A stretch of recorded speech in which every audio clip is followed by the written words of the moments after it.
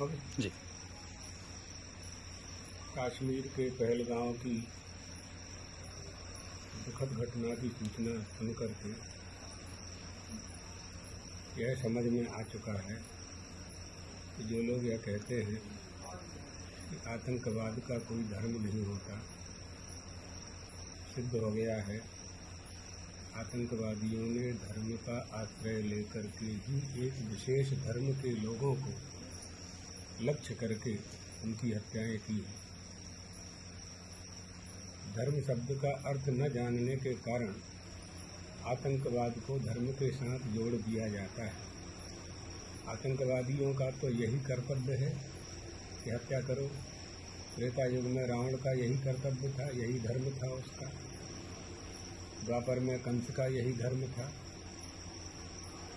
कलयुग में ये आतंकवादी रावण और कंस के रूप में उत्पन्न होकर के हमारी राष्ट्रीयता पर चोट कर रहे हैं।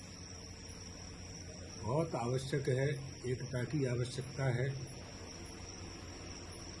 आज हमारे देश की सेना, तीनों सेनाएं, जल सेना, थल सेना, वायु सेना इतनी मजबूत है और सक्षम है, आमने सामने युद्ध करने की किसी की हिम्मत नहीं है।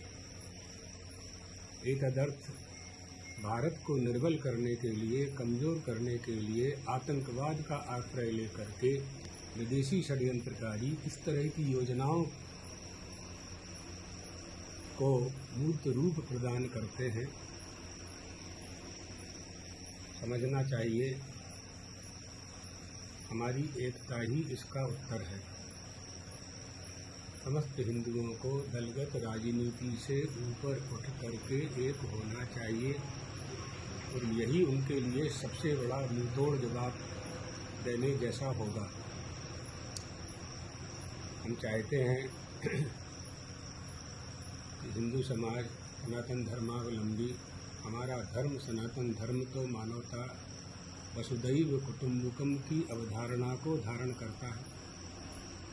किसी के प्रति देश की भावना हमारी नहीं होती है, लेकिन हमारी सुरक्षा करने का अधिकार तो हमें होना ही चाहिए।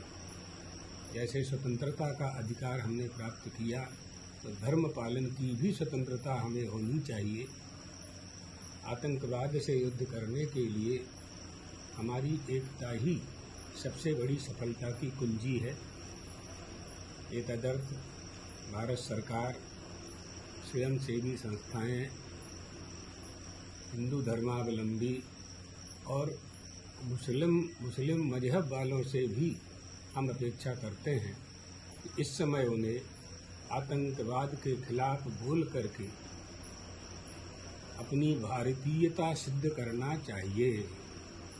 किसी को भी भारत में निवास करने वाले किसी भी समुदाय के व्यष्टिगत या समष्टिगत किसी को भी यह अधिकार नहीं है कि वो आतंकवादियों को प्रोत्साहित करे। हम लोग अध्यात्मवादी लोग हैं। भगवान द्वारकाधीश से प्रार्थना करते हैं कि सभी के मन में, भारत में निवास करने वालों के सभी के मन में एक ऐसी जागृति उत्पन्न हो कि हम आतंकवाद का डट करके मुकाबला कर सकें। भेदभाव भुला करके हमें इनके सामने युद्ध करना होगा। इसी मंगल कामना के साथ यह हमारा संदेश है।